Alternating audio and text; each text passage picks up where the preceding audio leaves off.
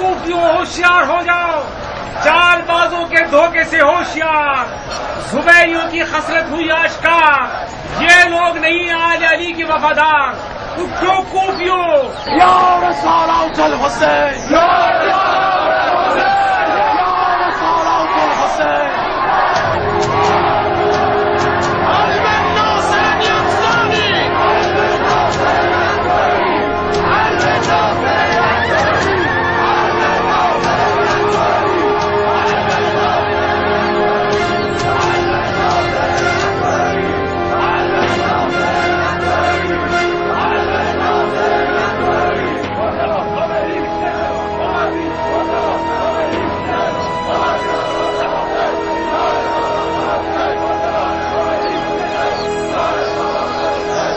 اموی مر گئے ہیں یا بھاگ گئے ہیں؟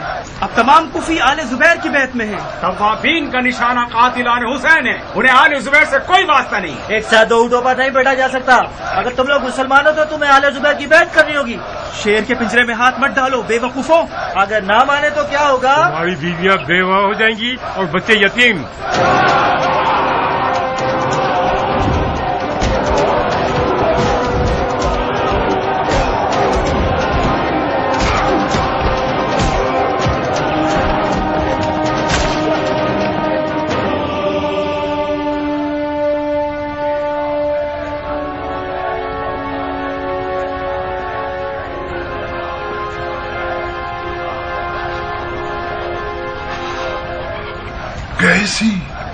کیسی غلطی کر لی میں نے؟ آپ نے کیا فرمایا امیر؟ تم تو خاموشی رہو پسر سعد، یہ ساری آفت ناگہانی تم اور تمہارے ساتھیوں کی مرہون منت ہے۔ معاف کیجیے گا امیر، ہم کیوں؟ ہم تو سراپا تسلیم اور اطاعت گزار رہے ہیں، لوگوں کی نظروں میں ظاہر نہ ہوئے، ساری دوستیاں ختم کر دی اور بیوہ عورتوں کی طرح خانہ نشینی اختیار کر لی ہم نے۔ اے ابن ذی الجوشن، تم نے کیا سمجھا ہے کسی بچے کے مد مقابل ہو؟ ان غمزدہ لوگوں کو کس نے غمزدہ کیا ہے؟ میں نے یا تم لوگوں نے؟ اگر میں نے تم لوگوں کی بیعت قبول نہ کی ہوتی تو آج توابین کی لعنت ملامتیں میرا گریبان نہ پکڑتی۔ توابین کا ہم سے اور آل زبیر سے کوئی لینا دینا نہیں تھا اگر ہم قاتلان حسین کو پناہ نہ دیتے۔ یہ گروہ تو مٹھی بھر بے نام و نشان لوگ ہیں، امیر خواہ مخواہ ان سے ڈر رہے ہیں۔ کوفے کے لیے اصل خطرہ ایک زہریلا سانپ ہے جو گرگٹ کی طرح چھپ چھپا کے کوفے میں داخل ہو گیا ہے، اور کسی کو اس کے معاملات اور میل ملاپ کی فکر نہیں ہے۔ مختار کی بات کر رہا ہوں۔ جھگڑے کے دوران موضوع بدل رہے ہو عمر۔ شاباش، مرحبا پسر سعد، مرحبا۔ تم نے سیاست کس سے سیکھی ہے عمر؟ مجھے یقین ہے ابن زیاد کے پاس نہیں سیکھی ہوگی۔ ابن زیاد کے پاس اگر دریات اور سمجھداری ہوتی تو مختار کو سانس لینے کی بھی مہلت نہ دیتا۔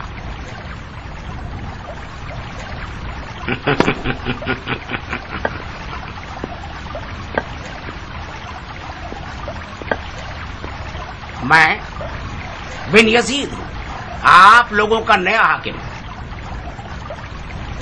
اور یہ ابراہیم ہے، نواسہ مرحوم طرات الخیر۔ اب ہم ایک دوسرے کی مدد سے کوفے کو چلائیں گے۔ خوش آمدید شیخ، یہ کیسا حلیہ ہے؟ کوخ نشین لوگوں کے حلیے میں آئے ہیں تاکہ توابین جیسے لگیں اور ان کے غصے سے بچ جائیں۔ بہت بری طرح ان کی گردن کی رگیں پھولی ہوئی تھی۔ عراق عرب کے حجلہ عروس میں خوش آمدید امیر۔ عروس سے مراد کوفہ ہے؟ جی امیر، خدا کی قسم یہ دلہن آپ جیسے کار شناس شوہر کو ہی زیب دیتی ہے۔ میں نے سنا ہے کہ آپ زبیریوں کے اعلیٰ پائے کے سیاستدانوں میں سے ہیں۔ صحیح۔ اگر میں پائے کا سیاستدان ہوتا تو کسی بیوہ دلہن کے حجلے پر ہرگز قدم نہیں رکھتا جس کے شوہر ہونے کا دعویٰ ہزاروں خبیث لوگ رکھتے ہیں۔ جناب عامر، یقیناً آپ اپنی غلطی کی طرف اب تک متوجہ ہو چکے ہوں گے۔ آپ نے کوفے میں غیر سنجیدہ فیصلے سے وہ آبرو آل زبیر گنوائی ہے جو 3 سال اور کچھ عرصے میں خون دل سے حاصل کی تھی. اور اگر مجھے یقین نہ ہوتا کہ تمہاری یہ خطا تم نے جان بوجھ کر نہیں کی تھی تو میں ابھی حکم دیتا کہ تمہاری آبرو ریزی کر دی جائے.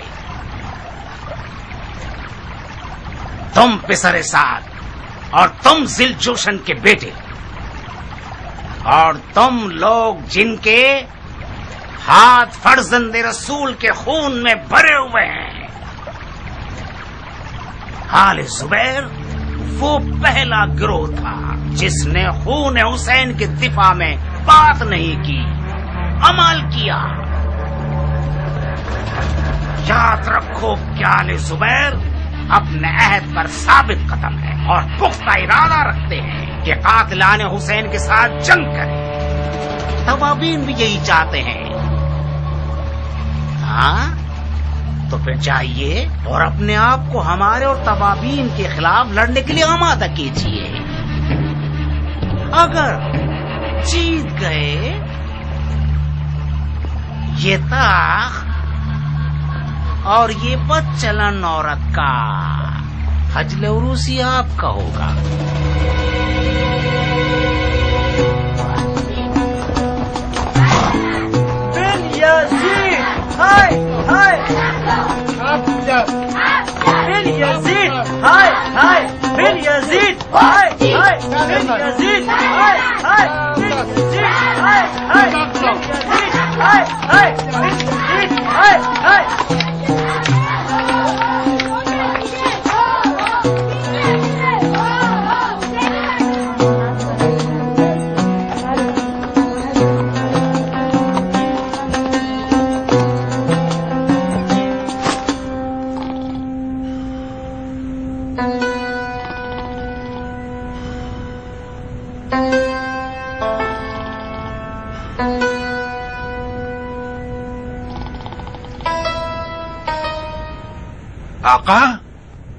آقا میرے آقا اٹھیے. کیوں تنگ کر رہے ہو؟ آقا کے بچے سونے دو مجھے. اٹھیے میرے آقا. آئے ہو تم پر کہ میرے پر توڑ دیے تم نے، آسمان سے زمین پر گرا دیا. پاگل کہیں کے. کیا میں نے نہیں کہا تھا کہ ہر گدھے کے کھٹکھٹانے پر کہہ دینا کہ میرا آقا گھر میں نہیں ہے؟ میرے آقا مختار آیا ہے. کیا؟ مختار آیا ہے.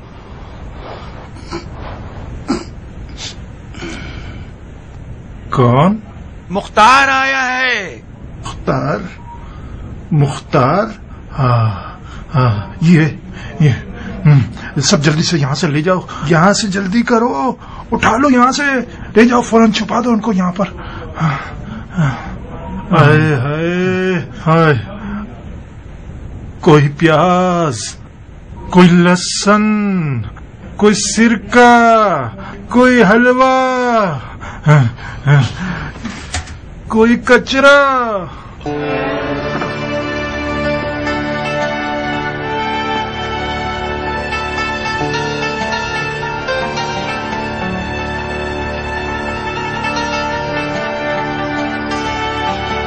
واہ واہ، کیا روپ ہے، کیا قد و قامت ہے. یہ ہمارا اپنا ابو اسحاق ہے. میں ٹھیک دیکھ رہا ہوں؟ مار ڈالا تم نے اس طویل دوری کے غم میں.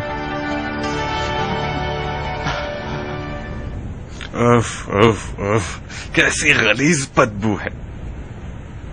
عبیدہ تم نے اب تک یہ بری عادت ختم نہیں کی. نہیں تمہاری قسم. مطلب کیوں نہیں؟ مگر میری ایک رکعت نماز بھی قضا نہیں ہوئی ہے. نماز کا شراب پینے سے کیا واسطہ ہے؟ واسطہ نہیں ہے. بے شک نماز فحاشی اور برائیوں سے روکتی ہے.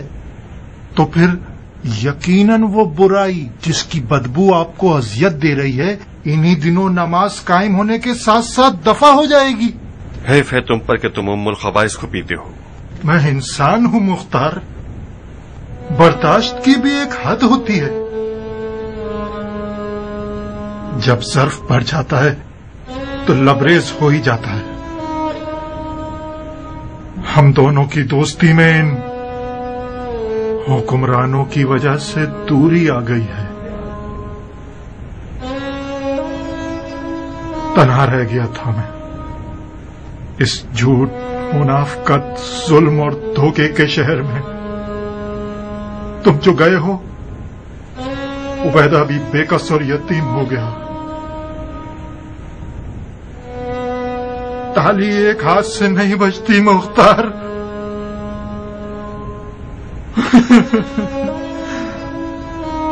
गमे हुसैन ने वो आग मेरे वजूद में फैला दी कि मैं जलता रहा, जलता रहा, जलता रहा। मजबूर होकर यहूदी अय्यूब की शराब की दुकान पर गया।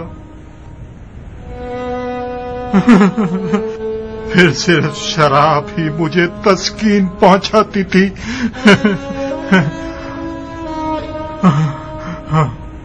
अब तुम आ गए हो तो मुझे इस शराब की जरूरत नहीं। कसम से आज के बाद मुंह भी नहीं लगाऊंगा। इंशाअल्लाह। कब क़याम कर रहे हो? हाँ, मैं तो एक लाजवाब से सवाल में उलझ गया हूं उबैदा। ये कैसे हो सकता है कि इश्क़ हुसैन को उस दिल में जगह दी जाए जो शराब से आलूदा हो? मैं खुश हो गया था कि मुख्तार ने मेरे इश्क पर बावर किया है। बावर न किया होता तो मेरा सवाल लाजवाब न रहता। आज रात तुम्हारा मुंतजिर हूं उबैदा। आओ हमारे क़याम के बारे में गुफ्तगू करें। सर आंखों पर मुख्तार।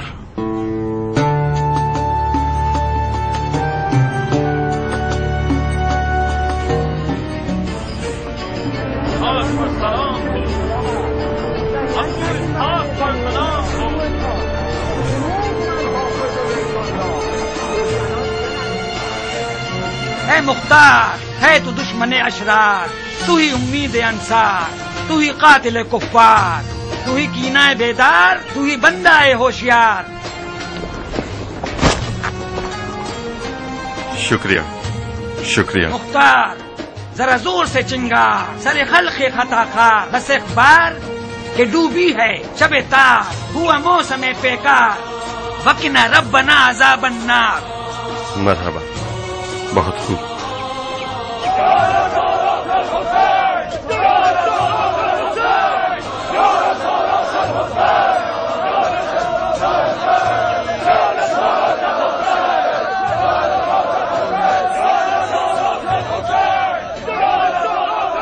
क्या ये तुम हो अबू इसहाक?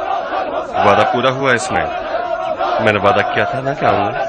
क्या मैं वाकई जाग रहा हूँ? कहीं ख्वाब तो नहीं देख रहा? मेरी मौत की खबर के मुंतजिर तो नहीं थे? अगर झूठ सुना चाहो तो नहीं। खुदा तेरा शुक्र है मुख्तार, मुख्तार मेरे भाई। इस्माइल, लोगों से कहो शोर न करें, मसलहत नहीं है। ये कूफा है अबू इसहाक। कूफे में आले जुबैर गूंगे और बहरे हैं। जुबैरियों की आंख और कान से मेरा कोई वास्ता नहीं है। एक माकूल वजह है। ए बनी हिंद के लोगों, दुरूद हो आप लोगों पर कि गौहर शनास हैं और मुझे अबू इसहाक की नजरों में सर बुलंद कर दिया है। यकीनन अबू इसहाक मक्के से हमारे लिए कोई कीमती सौगात लेकर आया है।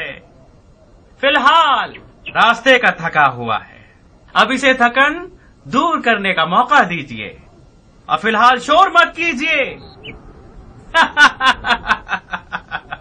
जब मैंने सुना कि जुबैर के बेटे की शराइत के साथ बेअत की है तो तुम्हारा फातिहा पढ़ दिया था और यकीन कर लिया था कि अब मुख्तार के साथ जाने भी होंगी तो भी अपनी जान इन मनहूस जुबैरियों के जाल से किसी तरह नहीं बचा सकेगा। तुमने गलत नहीं सोचा था इस्माइल। अगर खुदा का लुत्फ करम न होता तो मैं आले जुबैर की कीने की आग में जल जाता। یہ گروہ یزید اور اس کے ساتھیوں کی روش پر ہی چلے گا۔ جب تمہاری بیعت کی خبر سنی تو میرے تو سینگ نکلنے والے تھے۔ تمہارا اس منحوس اولاد سے کیا واسطہ؟ وہ ہمارے مولا علی کے فرمان کے مطابق زبیر کی وہی منحوس اولاد ہے جس نے اپنے باپ پر بھی رحم نہیں کیا، اور جنگ حمل میں اس نے اپنے باپ کے گردن پہ تلوار رکھی اور اسے اکسایا کہ وہ علی سے جنگ کرے۔ اسماعیل، میں نے اس بیعت کے ساتھ اپنے آپ کو شیعوں کے اس گروہ میں بدنام کر لیا ہے تاکہ اس منحوس اولاد کی نحوست کو ان لوگوں پر ثابت کر سکوں جو اس کے دیوانے بنے ہوئے ہیں۔ یہ مت بھولنا کہ اب بھی کوفے میں بہت سے لوگ اس منحوس اولاد کے طرفدار ہیں۔ آج رات اپنے بھائی کے ساتھ مجھ سے ملنے کے لیے آؤ، کچھ نئی باتیں ہیں تم لوگوں کے لیے، سنو گے تو محسوس ہوگے۔ بسد شوق امیر، اگر مجھے مختار کے سیاست باز ہونے کا علم نہ ہوتا تو تم یقیناً میرے سر پہ 2 سینگ دیکھتے۔ آل زبیر کے نمک حلالی کرنے والے تو نہیں ہوئے نا مختار؟ عبد الرحمان، آل زبیر جو کھانا علی کے محبوں کو دیتے ہیں اس میں نمک کے بجائے زہر حلاحل ڈالتے ہیں۔ جو شیعہ زبیریوں کے سفرے پر بیٹھتا ہے وہ نمک حلالی کرنے والا نہیں بنتا، مر جاتا ہے۔ تو کتنی عجیب بات ہے کہ مختار زندہ ہے۔ میں زندہ رہ گیا کیونکہ زہر کی کاٹ اپنے پاس رکھتا تھا۔ میں نے سنا تھا کہ حکومت عراق کی شرط پہ تم نے بیعت کی ہے۔ ٹھیک سنا تم نے۔ تو تم حکومت کے لیے کوفے آئے ہو؟ نہیں، میں قیام کے لیے کوفہ آیا ہوں۔ یعنی تم زبیریوں کے مقرر کردہ امیر نہیں؟ میں علی والوں کا امیر ہوں عبد الرحمان۔ میں کچھ سمجھ نہیں پا رہا ہوں۔ تمہیں حق ہے۔ سیاست ان لوگوں کے لیے سر چکرا دینے والی ہے جو سیاست نہیں جانتے۔ ان چکروں سے جان چھڑانا چاہو تو آج رات میرے پاس آ جاؤ۔ ابن حنفیہ کی جانب سے ایک ایسا حکم ہے میرے پاس کہ تم بھی سن لو تو برا نہ ہوگا۔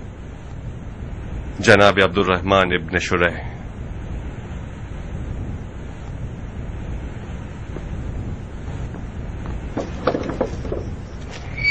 شیعوں کے شیر کے دیدار سے ہماری آنکھیں روشن ہوں۔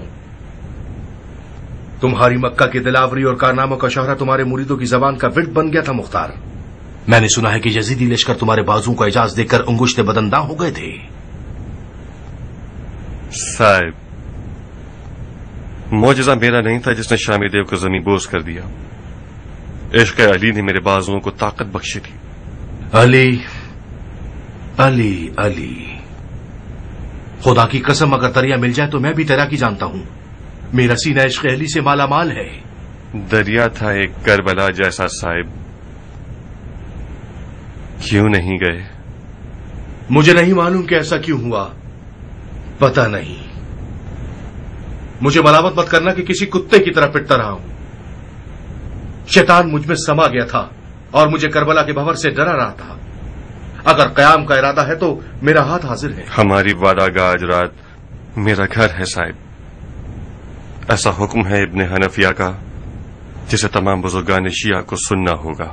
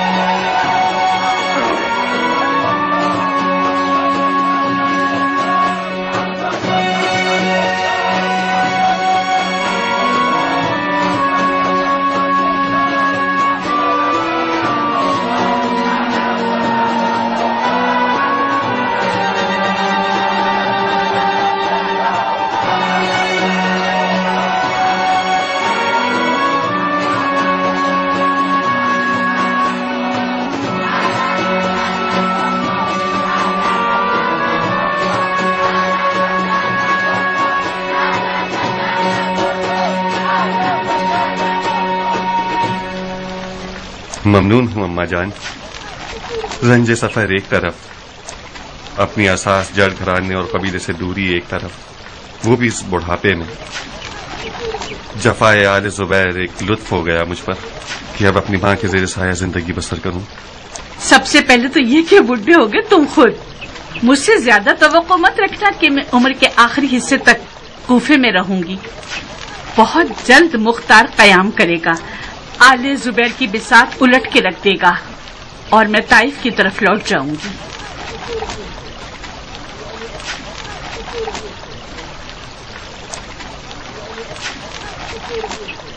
یہ مرد آپ سے کوئی نسبت رکھتا ہے بانو؟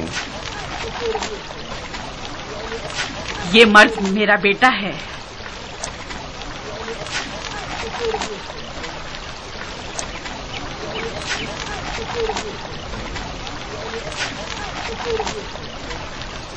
مرد ہو گئے ہو بیٹا. آپ کی بہت یاد آتی تھی بابا. اپنی یادوں کو زبان پر مت لاؤ. کیوں بابا؟ یادوں کا ذکر کرنا جنگجو مردوں کو نقصان دیتا ہے. مجھے نجومی بننے کا شوق ہے بابا. مجھے جنگ اچھی نہیں لگتی. بہت خوب.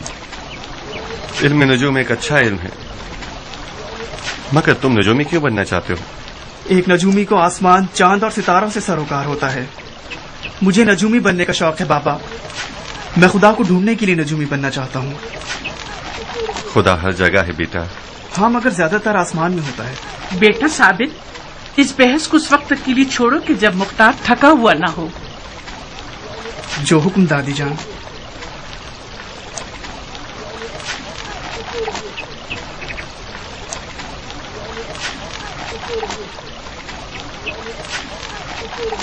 میں لوٹ آیا ناریا، مگر وہی ہمیشہ کے مسائل کے ساتھ. خوش آمدید مختار. یہ گھر تمہارے بنا بہت اداس تھا. دما جب آئی تو ان کے ساتھ تمہاری بو بھی آ گئی. پتہ چل گیا کہ تم آنے والے ہو. آج رات سے تمہارا گھر میدان جنگ ہے. تعجب نہیں ہوگا مجھے. دما مجھے سب کچھ بتا چکی ہیں.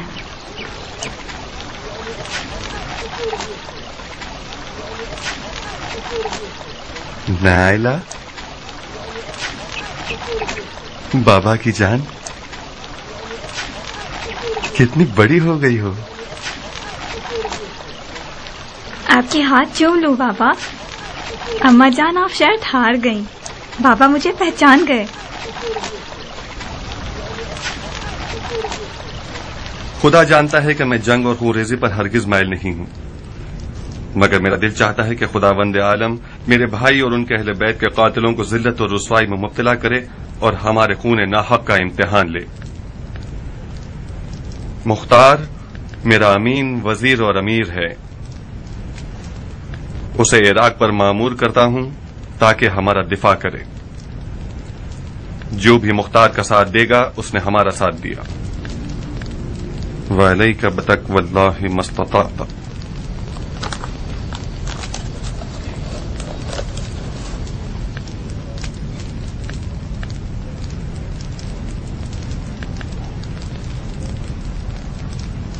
ان اوصاف کے ساتھ ہم پر حجت تمام ہے. اگر مولا سجاد نے اپنے چچا محمد حنفیہ کو قیام کے معاملات میں اپنا مکمل اختیار والا وکیل بنا دیا ہو، اور اگر ابن حنفیہ نے اس حکم کے مطابق مختار کو اپنا امین اور وزیر بنا دیا ہے، تو پھر زومائے شیعہ کو بغیر چوں چرا کے مختار کی بیعت کر لینی چاہیے. یہ تم اگر کیوں کر رہے ہو عبد الرحمان؟ اگر میں نے اگر کر لیا تو کیا گناہ کیا؟ تم تو یوں اگر کر رہے ہو کہ جیسے مختار نے یہ حکم خود اپنے لیے بنا دیا ہو. اس حکم میں کوئی شبہ ہے عبد الرحمان؟ اس میں شبہ نہیں ابو اسحاق، صراحت نہیں ہے.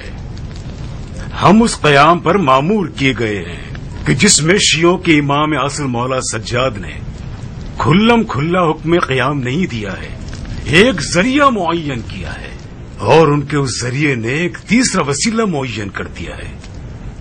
عبیدہ نے کچھ جلدی کر لی. میرا مقصد یہ نہیں تھا کہ خدا نخواستہ مختار جھوٹا ہے اور یہ حکم جعلی ہے. میرے اس اگر کی وجہ قیام کے حکم کا غیر واضح اور مشکوک ہونا ہے. اس حکم میں یہ لکھا گیا ہے کہ میں جنگ اور خون ریزی پر مائل نہیں ہوں، مگر میں چاہتا ہوں کہ خداوند عالم میرے بھائی کے قاتلوں کا قصاص کرے. یا یہ لکھا ہے جو بھی مختار کا ساتھ دے گا اس نے ہمارا ساتھ دیا ہے. اس حکم کے مطابق ابن حنفیہ نے مختار کی تائید کی ہے، نہ کہ قیام مختار کی. یعنی اگر مختار قیام کرنا چاہے تو اس نے اپنے فتوے کے مطابق قیام کیا ہے. عبد الرحمان ٹھیک کہہ رہا ہے. یہ حکم نہ قیام کو واضح کر رہا ہے اور نہ امام سجاد سے منسوب ہے. موضوع تھوڑا سا پیچیدہ ہو گیا ہے. یاد ہوگا کہ کوفیوں کی جانب سے ہمارے امام شہید کو بھیجے گئے بلاوے کے واقعے میں یہی شبہات پیدا کیے گئے تھے. جناب سلیمان سرد خزائی ان دنوں تلوار کے قیام کو جائز نہیں سمجھتے تھے. ان کا عقیدہ یہ تھا کہ جہاد کا حکم خود امام کا وظیفہ ہے، اور آپ لوگوں کو یاد ہونا چاہیے کہ انہوں نے حضرت مسلم ابن عقیل کے قیام کو مکروہ ٹھہرایا اور پیچھے ہٹ گئے، اور وہی ہوا جو نہیں ہونا چاہیے تھا. اور مولا حسین اس وقت تلوار سے قیام نہ کرنے کا کیا عذر رکھتے تھے، یہ کوئی چھپا ہوا موضوع تو نہیں، آپ سب جانتے ہیں. آج مولا سجاد کی حکایت ان کے شہید بابا کے حالات اور مصلحت سے زیادہ سخت ہے. آج ایک نئی مصیبت بھی ہمارے سروں پر منڈلانے لگی ہے. مصیبت دو خاندانوں کی ہے. اہل امیہ کم تھی کہ اہل زبیر کا بھی اضافہ ہو گیا. اگر آج مولا امام سجاد علیہ السلام اپنے چچا کو وسیلہ بناتے ہیں، یا اگر ان کے چچا کھلم کھلا حکم نہیں دیتے ہیں، تو یہ صرف یزیدی اور زبیری فتنہ گروں کے منہ بند کرنے کے لیے ہے، جو بے شک خوب جانتے ہیں کہ عوام کو کیسے فریب دیں. بخدا قسم بہت افسوسناک بات ہے کہ شیعہ اتنے سارے تلخ تجربوں اور اتنا سارا خون بہ جانے کے بعد بھی اس جیسے شبہات کا دامن گیر ہو جائے. مجھے جواب مل گیا ابو اسحاق. تو تم مانتے ہو کہ شیعوں کا انتقام خون حسین کے لیے قیام کرنا علماء شیعہ کا وظیفہ ہے؟ جی ہاں، مانتا ہوں. تو تم سلیمان کا کیا کرو گے؟ ابن زیاد ایک عظیم لشکر کے ساتھ عراق کی جانب نکل چکا ہے. سلیمان اور توابین ان سے لڑنے جانا چاہتے ہیں. ان کی نیت بھی انتقام خون حسین ہے.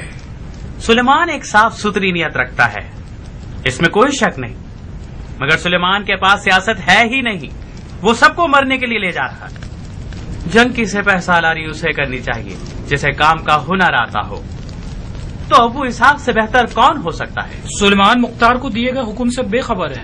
اگر اس سے بات کر کے اسے یہ حکم دکھا دیا جائے تو وہ کانے ہو جائے گا اور مختار کی بیعت کر لے گا. یہ ناممکن ہے کہ سلیمان مختار کی بیعت کے لیے راضی ہو جائے. کیوں راضی نہیں ہوگا عبیدہ؟ وہ اپنے آپ کو مختار سے زیادہ عالم سمجھتا ہے. میرے مطابق بات شرعی احکام میں عالم پر فعال عالم بھی ہوتا ہے. اس حکم میں تمہارے مطابق قیام ایک ایسا شرعی وظیفہ ہے جو علماء کے ملے جلے فیصلے کے بعد ہونا چاہیے. اور سلیمان اس سے کوئی بات ہی نہیں ہوئی. عبیدہ، ابو صاحب تم خود سلیمان سے بات کیوں نہیں کر لیتے؟ عبیدہ ٹھیک کہہ رہا ہے صاحب، میری اور سلیمان کے درمیان کوئی موافقت ہو ہی نہیں سکتی. کیوں؟ قیام کے معاملے میں میری رائے سلیمان کی رائے سے فرق رکھتی ہے. پہلی یہ کہ میں یہ کہتا ہوں کہ ہمیں ایسے لڑنا چاہیے کہ جیت جائیں، مگر سلیمان جیتنے کے لیے نہیں لڑ رہا. اس کا مقصد صرف شہادت ہے. سلیمان کی نظر میں جیت کا مطلب شہادت ہے. دوسری بات یہ کہ میں قیام کو کوفے پر تسلط حاصل کرنے سے شروع کروں. ہمیں جیتنے کے لیے کوفے کی حکومت ضرور حاصل کرنی ہوگی، مگر سلیمان کو نہ تو کوفے کی پرواہ. کیوں؟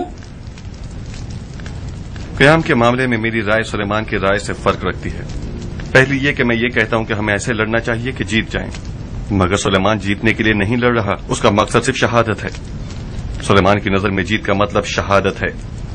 دوسری بات یہ کہ میں قیام کو کوفے پر تسلط حاصل کرنے سے شروع کروں. ہمیں جیتنے کے لیے کوفے کی حکومت ضرور حاصل کرنی ہوگی، مگر سلیمان کو نہ تو کوفے کی پرواہ ہے اور نہ ہی اس کی حکومت سے لینا دینا ہے. تو پھر کیا کریں؟ یا سلیمان یا ابو اسحاق؟ اس کے علاوہ کچھ اور ہوا تو شیعہ دو گروپوں میں بڑھ جائیں گے اور نفاق ہو جائے گا.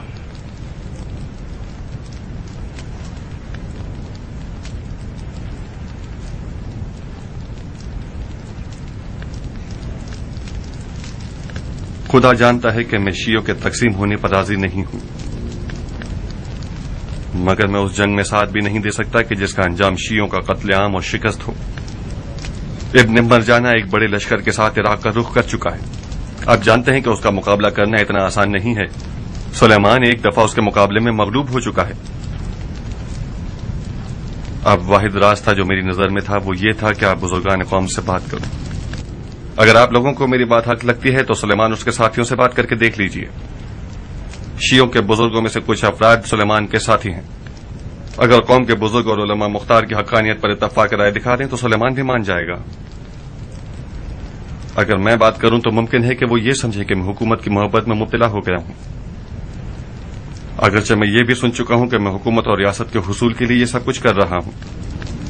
اگر مجھے حکومت کی ضرورت ہوتی تو میں آل زبیر کی بیعت میں ہی رہتا اور پسر زبیر کی دی ہوئی حکومت کو نہ ٹھکراتا۔ اس نے مجھے کوفے کی حکومت دے دی تھی، میں نے انکار کر دیا کیونکہ آل زبیر کو برحق نہیں جانتا تھا۔ سلیمان کو اگر پتا ہوتا کہ بن یزید کس لیے کوفہ آ رہا ہے تو ایک لمحے کی تاخیر کے بغیر میری بیعت کر لیتا۔ آج رات کون سی تاریخ ہے؟ مختار کی باتوں کو ذہن نشین کر لیجئے۔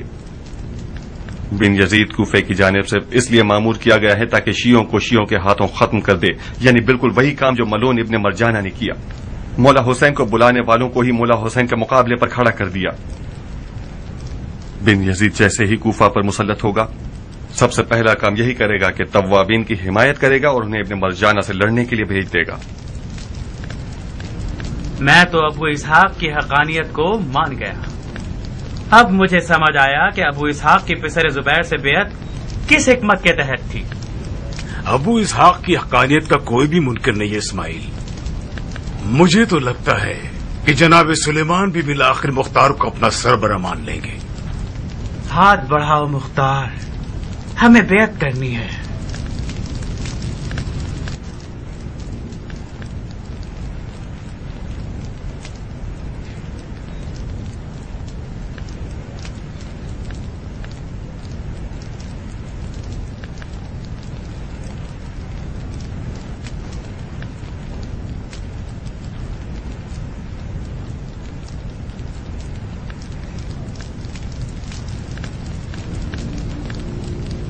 لا حول ولا قوة الا باللہ۔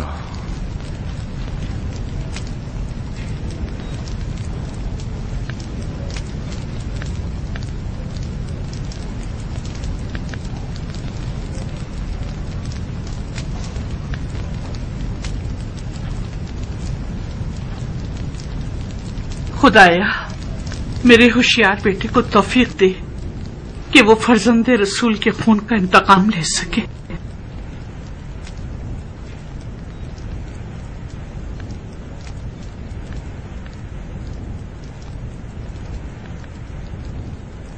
اگر عامر کو ابن زبیر نے چنا ہوتا اور عامر کوئی خطا کر گزرتا تو اس کا گناہ خلیفہ کے سر ہوتا کہ اس نے صحیح انتخاب نہیں کیا ہے، مگر عامر تو آپ لوگوں کا چنا ہوا شخص تھا۔ خلیفہ نے آپ کی رائے کو محترم ٹھہرایا اور آپ کے انتخاب پر بھروسہ کیا اور اس کی چند سالہ عزت و آبرو برباد ہو گئی۔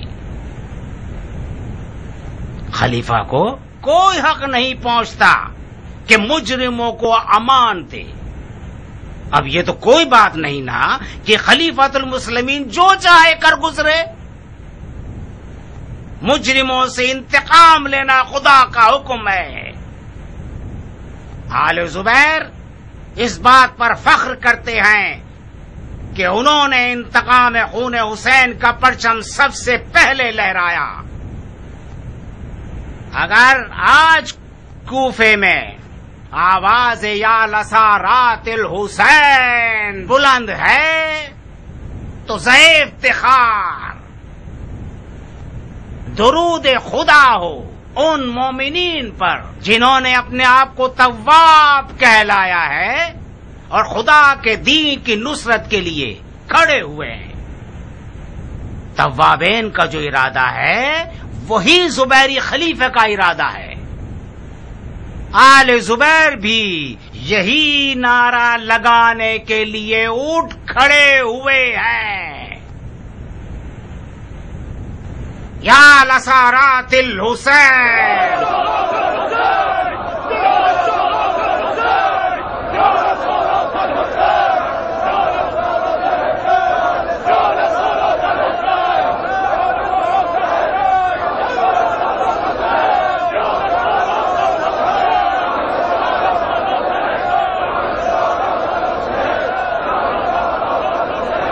دیکھ رہے ہو عبد الرحمان، آخر وہی ہوا نا جس کی مختار نے پیش گوئی کی تھی. ظاہر ہے مختار سالوں اس گروہ کے ساتھ رہا ہے اسماعیل، اسے ان کے ہر حربے کا اندازہ ہونا بھی چاہیے. تم اب تک مختار کے بارے میں تردد رکھتے ہو عبد الرحمان. مجھے ڈر ہے کہ اس گروہ کی سیاست بازیاں مختار میں بھی سرایت کر گئی ہیں. اسماعیل اپنے دل کو صاف کرو آدمی. ایک خطرناک شک میری جان کو لاحق ہو گیا. اسماعیل، میں مکہ جا کر ابن حنافیہ سے اپنی ذمہ داری پوری کرنا چاہتا ہوں.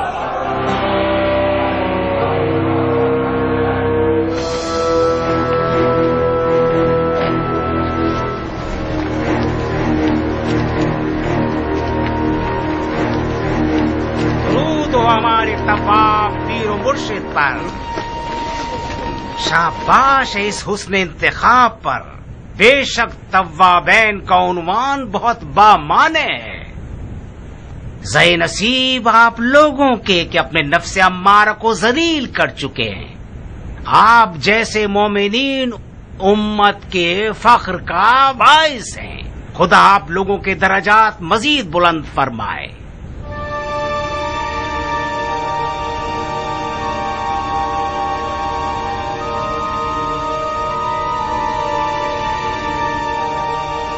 خوش آمدید، اہلن و سہلن، اہلن و سہلن.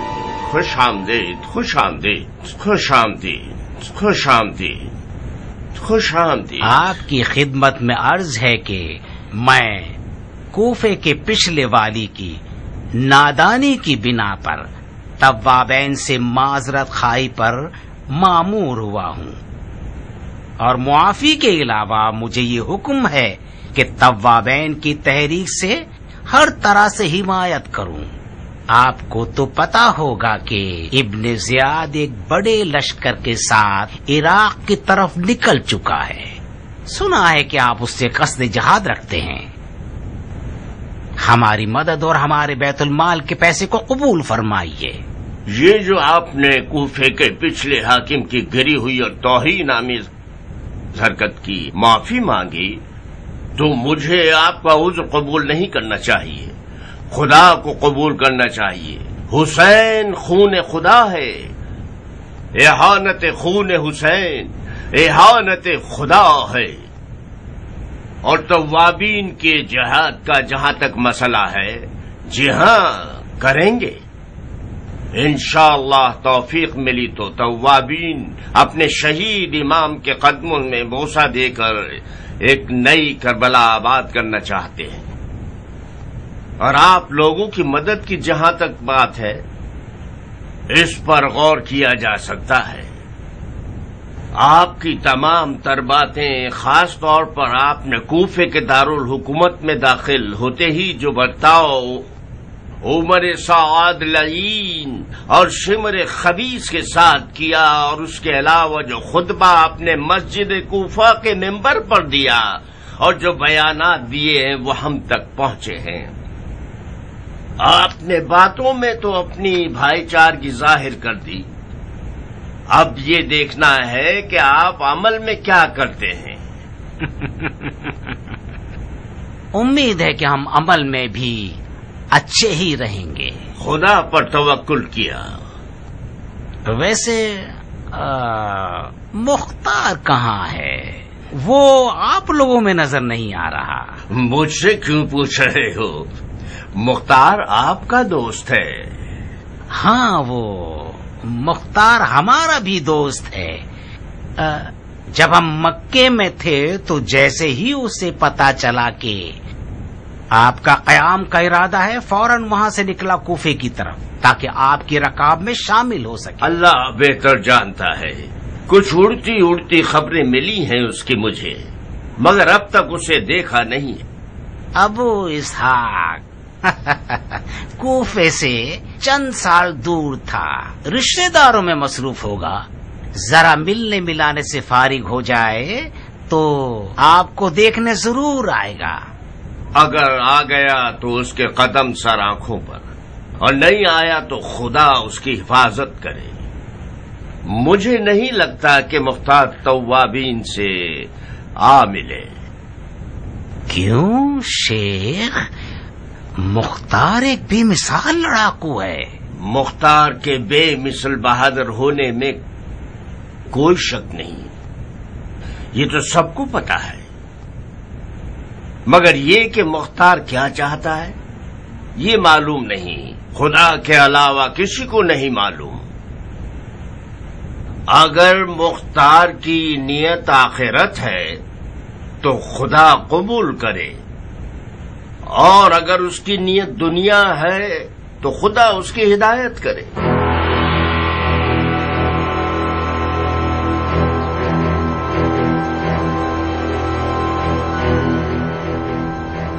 عرض کیا تھا نا، یہ بھیڑیا شیعوں کے سر پر وہی آفت ڈھانے والا ہے جو ابن زیاد نے حضرت مسلم کے زمانے میں کیا۔ بخدا قسم اس وقت بن یزید کو کوفے سے بھگانا ابن مرجانہ سے لڑنے پر مقدم ہے۔ کاش سلیمان اس خطرے کو سمجھ جاتا۔ یہ سلیمان ہمیشہ تھوڑا زمانے سے پیچھے چل رہا ہوتا ہے، ہمیشہ دیر سے سمجھتا ہے، اس وقت سمجھتا ہے جب کوئی کام نہیں کیا جا سکتا سوائے توبہ اور رونے دھونے کے۔ یہ بھی کوئی بات ہوئی؟ ہم سب میں کچھ نہ کچھ خرابیاں ہیں، انسان خطا کا پتلا ہے، سلیمان کوئی معصوم تو نہیں ہے۔ کتنی خرابیاں صاحب، کتنی غلطیاں، خدا کی قسم اب بہت ہو چکا۔ ہم نے دیر سے سمجھنے کی عادتوں سے کم داغ نہیں دیکھے ہیں۔ ابو اسحاق، تمہیں تمہاری داڑھی کی قسم قیام شروع کر دو اور مسئلے کی جڑ کو ختم کر دو۔ حوصلہ رکھو عبیدہ، ہم تفرقہ بازی نہیں پھیلانا چاہتے۔ مت گھبراؤ مختار، ہم تفرقہ بازیاں نہیں کریں گے۔ عبیدہ بھی میری طرح اپنی تلوار کی چھکاچک سننے کو بے چین ہے۔ نخلا کیوں نہیں چلے جاتے؟ تب وابین نے وہاں پراؤ ڈال دیا ہے۔ اسماعیل پریشان ہو؟ اس قدر چوں چرا میں پریشان کیوں ہو؟ مجھے لگتا تھا کہ مختار کے آتے ہی سارے مسئلے حل ہو جائیں گے۔ مسائل کا حل ہونا تو بہت دور ہے، مزید مسئلے کھڑے ہو گئے۔ میں نے اس سے بھی زیادہ مشکل مسائل دیکھے ہیں۔ گھبراؤ مت، خدا کے حکم سے سب مسائل حل ہو جائیں گے۔ اور ہاں، عبد الرحمان کہاں ہے؟ سلیمان کی طرف چلا گیا؟ نہیں ابو اسحاق، وہ عمرہ کرنے گیا ہے۔ عمرہ؟ وہ بھی ان خوف و خطر کے دنوں میں؟ کیا بتاؤں، صرف عمرہ کرنے نہیں گیا، وہ حضرت محمد ابن حنفیہ سے ملنے گیا ہے۔ کس مقصد سے؟ بظاہر وہ ان کے حکم اور دستخط پر شک رکھتا تھا، یقین حاصل کرنے گیا ہے۔ تعجب ہے۔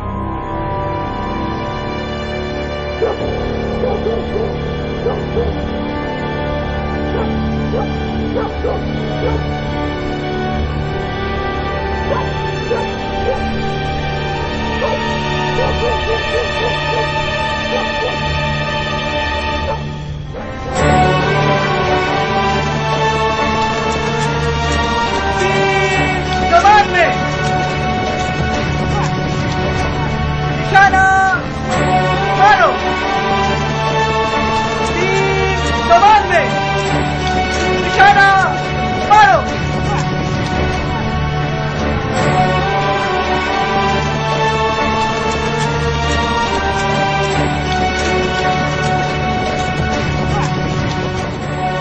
یہ طرف آپ کا بلاوا اور یہ انتظار مجھے مولا علی کی یاد دلا رہا ہے۔ جنگ نہرواں کے بعد میں نے مولا علی کو دیکھا کہ اسی مقام پر اس درخت کے نیچے بیٹھے ہوئے تھے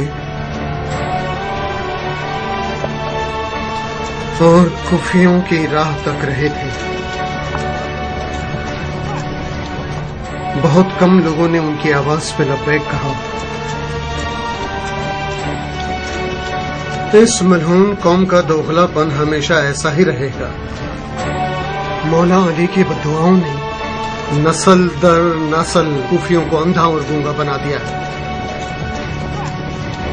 کل تک سب کے سب طواب تھے، مگر جس وقت یہ سنا کہ شام کا لشکر واقعی آ گیا ہے اور طوابین جہاد کا حتمی عزم رکھتے ہیں تو بوڑھی عورتوں کی طرح کہیں کونوں میں جا کے چھپ گئے.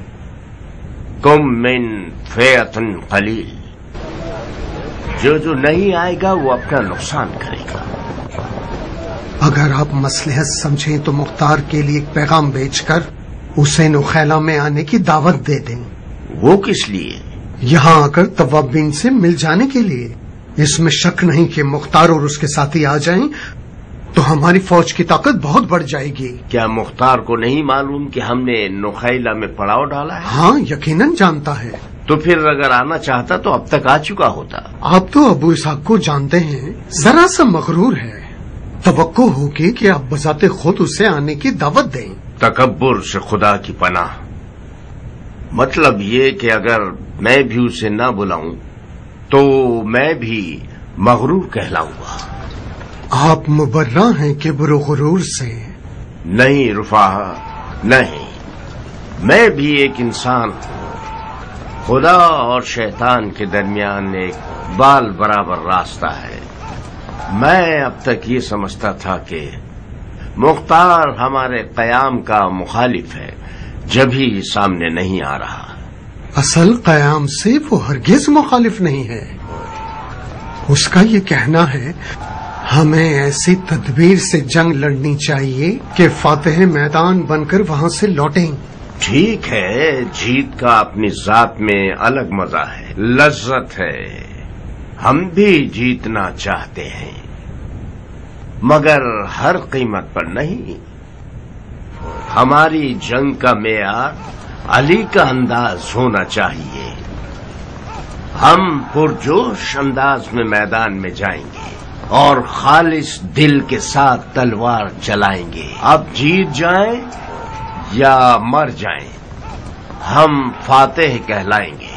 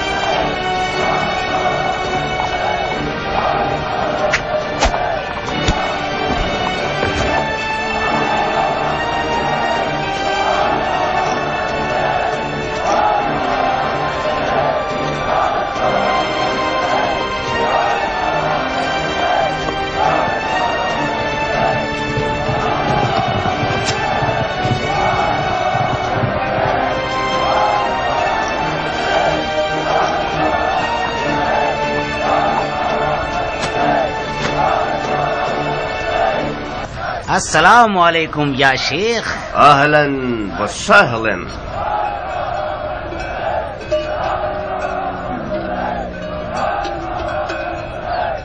لشکر کا جھنڈ کبھی جنگ کے انجام کی دلیل نہیں ہوتی. میدان کا فاتح وہ ہے جس کی نیت خدا ہو. اصلی قوت تو فوجیوں کے دل میں ہوتی ہے، فوج کے ایمان سے وابستہ ہوتی ہے. آپ مجھ سے بہتر جانتے ہیں کہ بہت سے غزوات میں کفار کی تعداد مسلمانوں کی فوج کے کئی گنا زیادہ رہی ہے اور جنگ کا انجام بھی زیادہ تر مسلمانوں کے حق میں رہا ہے.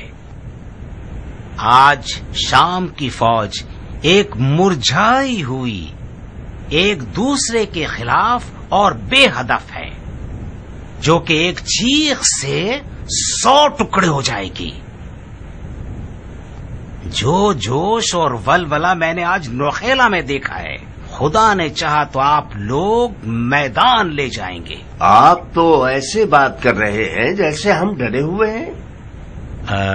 سچ پوچھیے تو مجھے نوخیلا میں مزید مجمع ہونے کی امید تھی۔ توابین قلیل تعداد میں ہیں، مگر حقیقت میں یہ لوگ بہت زیادہ ہیں، اور جیسا کہ آپ فرما رہے ہیں کہ شام کے حالات درہم برہم ہیں، اس کے برخلاف مجھے لگتا ہے کہ شام کی حکومت کسی طور بھی سرگرداں نہیں ہے اور حالات مکمل اختیار میں ہیں۔ عبد الملک مروان کے ہوتے ہوئے ایک مضبوط اور مسلط حکومت ہو گئی ہے۔ اگر آل زبیر سچ میں دین کے لیے فکر مند ہیں اور بنی امیہ کو دشمن جانتے ہیں تو انہیں بھرپور انداز میں میدان میں آنا چاہیے، اس مٹھی بھر سونے کے سہارے نہیں جو بلاخرز ہوتا ہے۔ میں مانتا ہوں کہ یہ ساری امداد آپ کے عزم و ارادے کے سامنے کچھ بھی نہیں، مگر میں جو کچھ بھی کر سکتا تھا وہ یہی تھا۔ میں ابھی کوفہ آیا ہوں، ابھی میں کوفے کے حالات پر مسلط نہیں ہوں۔ اگر آپ جلدی نہ کریں اور کچھ عرصہ صبر کریں تو شاید میں ایک لشکر تیار کر کے آپ کے ہمراہ روانہ کر سکوں۔ کب تک صبر کریں بندہ خدا؟ شامیوں نے عین الوردہ کے قریب پڑاؤ ڈال دیا ہے، صبر کریں تاکہ وہ کوفے کا محاصرہ کر لیں۔ مجھے پتا نہیں، جیسا آپ کو مناسب لگے وہی کیجیے۔ توابین اپنے شرعی وظیفے پر عمل کریں گے۔ مجھے نہیں معلوم آپ کے دماغ میں کیا چل رہا ہے، مگر بہتر ہوگا کہ آپ یہ جان لیجئے کہ شیعوں نے عراق میں بہت سنگین تاوان دیے ہیں۔ جس حکومت نے بھی عراق میں شیعوں سے دشمنی کی وہ فنا ہو جائے گی، چاہے وہ زبیری ہو چاہے مروانی۔ ان سکوں کو بھی لے جائیے اور ضرورت مندوں پر خرچ کیجیے۔ علی کے بعد بہت سے غریب اور ضرورت مند لوگ بھوکے رہ گئے ہیں۔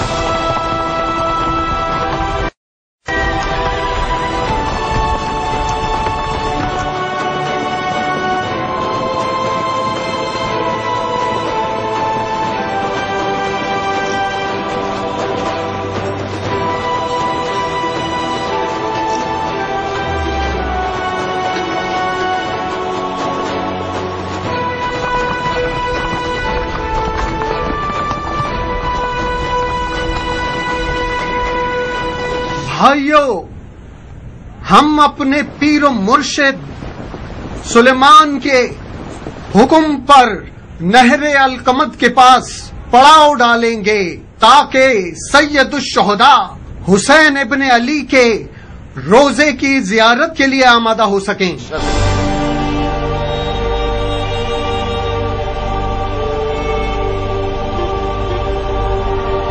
اے تواب بھائیو، میں اپنی تلوار کا نیام توڑ رہا ہوں تاکہ آج کے بعد یہ نیام میں نہ جائے۔ میں اپنے سر کے بال تراشوں گا، جو کہ ایک مجاہد کی پہلی نشانی ہے۔ میں غسل شہادت کروں گا اور کفن پہنوں گا، اور قسم کھاتا ہوں کہ نہ مال غنیمت کی لالچ میں لڑ رہا ہوں اور نہ دنیا کی لالچ میں۔